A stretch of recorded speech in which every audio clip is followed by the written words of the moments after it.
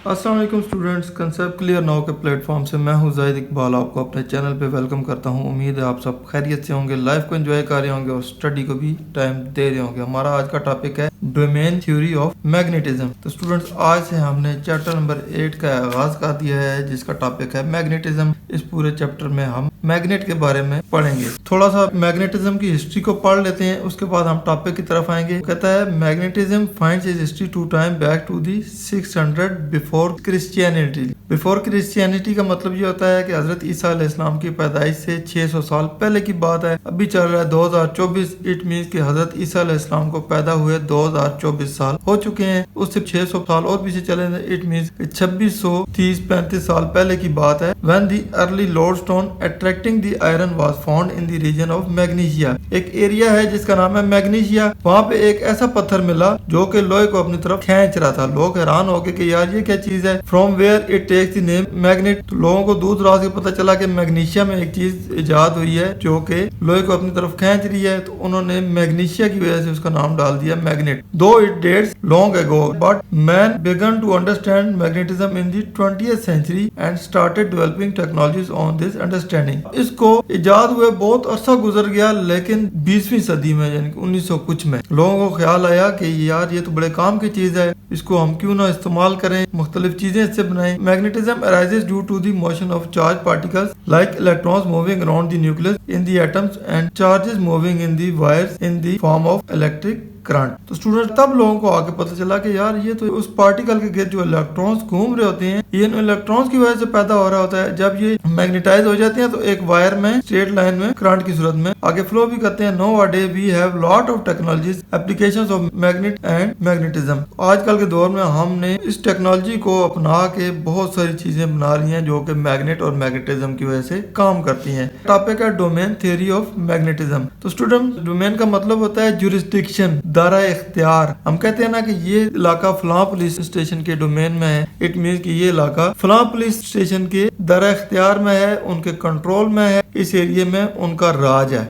जिस एरिया में मैग्नेटिज्म होता है, जिस मटेरियल के अंदर मैग्नेटिज्म होता है, तो वो मैग्नेट अपनी एक डोमेन बना लेता है। मिसाल के तौर पे ये एक मेटल है जो मैग्नेटाइज हो चुकी है, मैग्नेट बन चुकी है, अब इसकी एक डोमेन है, ये इसका दायरा इख्तियार है। इसके अंदर कोई भी चीज आएगी तो इसको अपनी तरफ अट्रैक्ट कर लेगी, ये अब इसकी डोमेन बन गई है। जैसे एक पुलिस स्टेशन की डोमेन की मैंने आपको मिसाल दी, ये भी समझ लें कि एक पुलिस स्टेशन है और ये इसका दायरा इख्तियार है, अब इसको कहेंगे डोमेन। इसके बारे में जो थ्योरी दी गई कि इलेक्ट्रॉन जब फ्लो करते हैं किसी भी पार्टिकल गिर्द, वो अपने गिर्द एक मैग्नेटिज्म की फील्ड बनाते हैं। जब पार्टिकल्स इकट्ठे हो जाते हैं, बहुत ज्यादा पार्टिकल इकट्ठे हो जाते हैं, तो उनकी फील्ड बहुत स्ट्रांग हो जाती है। वो अपने गिर्द एक डोमेन बना लेते हैं, एक अपनी ज्यूरिसडिक्शन बना लेते हैं, अपना एक दायरा इख्तियार बना लेते हैं, अपने कंट्रोल में इस एरिया को कर लेते हैं, उसको कहते हैं डोमेन, और इस थ्योरी का नाम है डोमेन थ्योरी। वीडियो का बाकायदा आगाज करने से पहले आप सब दोस्तों से रिक्वेस्ट है, चैनल को सब्सक्राइब करें। स्पेशली जो new viewers, new commerce channel पे आ रहे हैं, चैनल को लाजमी सब्सक्राइब करें, वीडियो को वॉच करके लाइक करें, दोस्तों के साथ शेयर करें और बेल आइकन को, घंटी के बटन को लाजमी दबाएं ताकि मैं जो भी नई वीडियो अपलोड करूं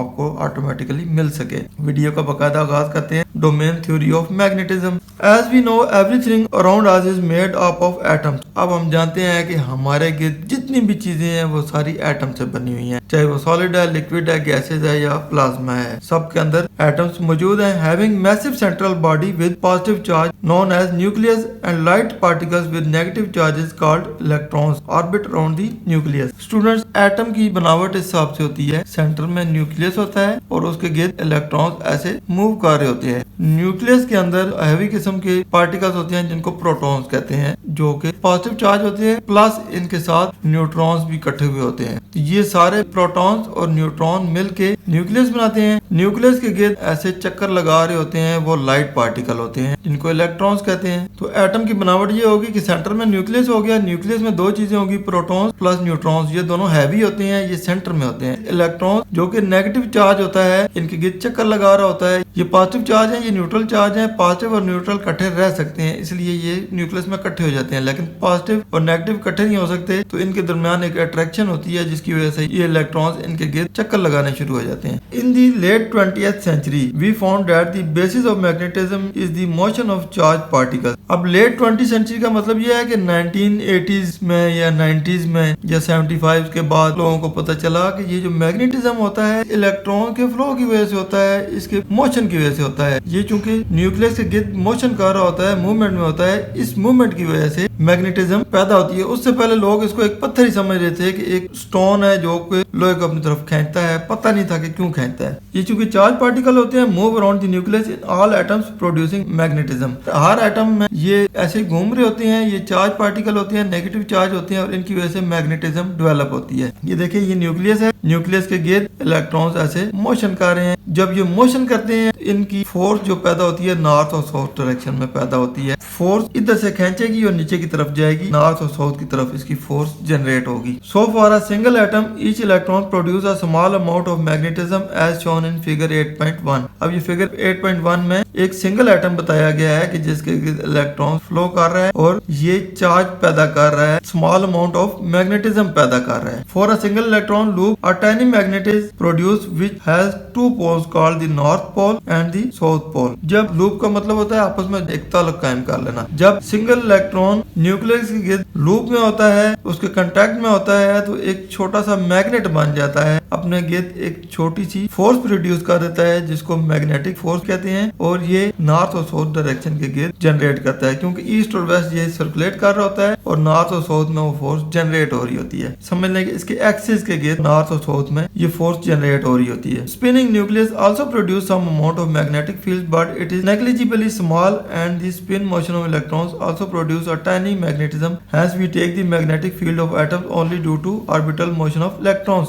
अब स्टूडेंट्स क्योंकि न्यूक्लियस भी स्पिन कर रहा होता है, ये भी एक छोटी सी मैग्नेटिक फोर्स पैदा करता है लेकिन ये नेग्लिजिबल होती है क्योंकि ये बहुत कम होती है। ज्यादा मोशन तो इलेक्ट्रॉन्स का होता है, इसलिए जो मैग्नेटिज्म बनता है वो सिर्फ फ्लो ऑफ इलेक्ट्रॉन्स की वजह से होता है। इसको हम नेग्लेक्ट कर देते हैं, इसकी कोई वैल्यू नहीं होती। हम ये कह सकते हैं कि क्योंकि इलेक्ट्रॉन्स के गिर्द ऑर्बिट कर रहे होते हैं, इलेक्ट्रॉन्स के ऑर्बिटल मोशन की वजह से इसके अंदर जो फोर्स पैदा होती है वो मैग्नेटिक फोर्स है। In some atom electrons are so oriented that they may add up their magnetic field to make the atom with net non zero magnetic field which make the whole material as magnetic material. कुछ atom ऐसे होते हैं जिसमें electrons इतने oriented होते हैं, oriented का मतलब होता है अपनी शेप को चेंज करना। लेट्स सपोज ऐसे जा रहा है, ये इसकी ओरिएंटेशन है, इट मींस कि ये इनकी ओरिएंटेशन है। इतने ज्यादा ओरिएंटेड होते हैं कि उस मटेरियल के अंदर परमानेंट मैग्नेटिक फील्ड पैदा कर देते हैं जिसमें लाई कर रहे होते हैं। इवन के किसी और मटेरियल के साथ भी टच होते हैं, इनकी ओरिएंटेशन की वजह से उस मटेरियल के अंदर यही ओरिएंटेशन, यही मैग्नेटिक फील्ड पैदा हो जाती है और ये नॉन जीरो फोर्स होती है जिसकी वजह से पूरा जो मटेरियल होता है वो मैग्नेट बन जाता है। In a sizeable piece of material a group of atoms having parallel magnetic field make a domain of रफली 10 की raise power 1 atom and a size of few millimetre. अब स्टूडेंट्स एक साइजेबल मटेरियल होता है, एक पर्टिकुलर साइज होता है, उसके ऊपर जब ये एटम अपनी फोर्स डालते हैं, अब ये ओरिएंटेड है, एक डायरेक्शन में जा रहे हैं, ये इनकी ओरिएंटेशन है नॉर्थ से साउथ की तरफ। अब ये सो ओरिएंटेड है, एक डायरेक्शन में जा रहे हैं। इस बॉडी के अंदर जो एटम्स हैं उनकी डायरेक्शन इस तरह की है, रैंडमली है, एक तरफ नहीं है, किसी का मुंह इधर है, किसी का मुंह इधर है। लेकिन जब इसके ऊपर एक खास किस्म की इलेक्ट्रॉन की तादाद पड़ेगी, कितनी पड़ेगी, 10 की रेज पावर 1 इट मींस कि 10 के साथ 12 जीरो लगाएंगे, इट मींस कि इतने इलेक्ट्रॉन्स जब इकट्ठे हो जाएंगे और इसके ऊपर फोर्स लगाएंगे तो अब इनकी फोर्स बहुत ज्यादा हो जाएगी। तो ये बिलियंस में इलेक्ट्रॉन्स जब इकट्ठे आएंगे और इसके ऊपर फोर्स लगाएंगे तो इनका किबला भी दुरुस्त कर देंगे, इट मींस कि इनको भी एक लाइन में कर देंगे। ये इतनी फोर्स पड़ने से पहले था, बाद में क्या होगा, ये इस तरह हो जाएगा, इनकी फोर्स भी अलाइंड हो जाएगी क्योंकि इलेक्ट्रॉन्स ने अब इनका किबला दुरुस्त कर दिया है, इनको एक डायरेक्शन में कर दिया है। जब इतनी पावर के साथ इलेक्ट्रॉन्स इसके ऊपर हिट करेंगे, इसका भी ऐसे ही नॉर्थ से साउथ की तरफ कर देंगे, इट मींस ये भी एक मैग्नेट बन जाएगा। अक्सर आपने देखा होगा स्ट्रॉन्ग मैग्नेट फील्ड वाला जो मैग्नेट होता है उसके साथ किसी लोहे को टच करे तो वो चीज भी मैग्नेट बन जाती है। वजह क्या होती है कि उसके अंदर 10 की रेज पावर 12 के इलेक्ट्रॉन्स मौजूद होते हैं, इस चीज के ऊपर असरअंदाज होते हैं और इनकी ओरिएंटेशन बिल्कुल अलाइंड होती है। ये रैंडमली होते हैं, जब ये फोर्स इनके ऊपर पड़ती है इनको भी मैग्नेट बना देती है इस तरह। ये इनकी डोमेन है, इनकी डोमेन में जो चीज आएगी उसको मैग्नेट बना देंगी, अपनी डोमेन में होगा उसको खींच लेंगी, अपने साथ चिपका लेंगी, तो इसको कहते हैं domain. In unmagnetized material the domains are randomly oriented, while in a magnetic material a material can be magnetized by placing it in external magnetic field, the domains are aligned। कोई बात कह रहा है कि जो अनमैग्नेटाइज मटेरियल था उसके अंदर जो इलेक्ट्रॉन्स थे उनकी कोई एक डायरेक्शन नहीं थी। जब ये मैग्नेटाइज मटेरियल इसके साथ मिला, इसको भी मैग्नेटाइज मटेरियल बना दिया और इनको भी अलाइन कर दिया, तो इनकी भी एक डोमेन बन गई। इसने अपनी डोमेन में जो चीज आई थी उसको भी मैग्नेट बना दिया। तो ये देखें, मैग्नेट बनने से पहले ये ऐसे थी, अब ये बाकायदा एक ओरिएंटेशन हो गई है, ये भी मैग्नेट बन गया है। इसी के साथ है student force between magnetic poles. अब स्टूडेंट ये दो पोल्स बन गए, ये नॉर्थ हो गया, ये साउथ। अब नॉर्थ से साउथ की तरफ और साउथ से नॉर्थ की तरफ एक सर्कल बनता है, इसकी ये डायरेक्शन होती है क्लॉकवाइज, समझ लें आप। इस तरफ क्लॉकवाइज है और इस तरफ एंटी क्लॉकवाइज है। ये नॉर्थ पोल है और ये साउथ पोल है। As we seen above that a magnet how small it may be have a south and north pole. जितना मर्जी छोटा हो या बड़ा हो, इसका एक नॉर्थ और एक साउथ पोल होगा। In magnets like poles repel each other while unlike poles attract each other। अब मैग्नेट में क्या होता है कि जो लाइक पोल्स होते हैं, एक जैसे पोल होते हैं, एक दूसरे को रिपेल करते हैं, एक दूसरे को अपनी तरफ आने नहीं देते। लेट्स सपोज ये दो मैग्नेट हैं, ये व्हाइट हिस्सा नॉर्थ पोल है, ये भी इसका नॉर्थ पोल है, और ब्लैक हिस्सा इसका भी साउथ पोल है, इसका भी साउथ पोल है। तो स्टूडेंट्स, जब दो नॉर्थ पोल को एक दूसरे की तरफ करेंगे तो ये एक दूसरे को रिपेल करेंगे, क्लोज नहीं आएंगे, एक दूसरे को धकेलेंगे। लेकिन इसका साउथ पोल इसके नॉर्थ पोल की तरफ करेंगे, ये फौरन से इसको अट्रैक्ट कर लेगा और जोड़ लेंगे। इसी तरह दो साउथ पोल भी एक दूसरे को आपस में जुड़ने नहीं देंगे, एक दूसरे को रिपेल करेंगे, धकेलेंगे। लेकिन इसका नॉर्थ पोल इसके साउथ पोल के साथ आके लगेगा और ये आपस में जुड़ जाएंगे। तो कहता है in magnets the like poles repel each other. जो लाइक पोल्स होते हैं, एक जैसे पोल्स होते हैं, एक दूसरे को repel, while unlike poles attract each other। लेकिन unlike poles एक दूसरे को अट्रैक्ट कर रहे होते हैं। Similarly the materials which have magnetism are attracted by the opposite poles of magnet। अब ऐसा मटेरियल जिसके अंदर मैग्नेटिज्म मौजूद है, उसको मैग्नेट का अपोजिट पोल अट्रैक्ट करेगा। लेट्स सपोज ये लकड़ी का एक पीस है, ये समझ लें कि एक लोहे का पीस है। अब इसके अंदर भी मैग्नेटिज्म है, इसके अंदर मैग्नेटिज्म है, दोनों के नॉर्थ पोल एक दूसरे को रिपेल करेंगे, लेकिन मैग्नेट का साउथ पोल ही इसको खींचेगा। और इसी तरह दूसरे मैग्नेट के भी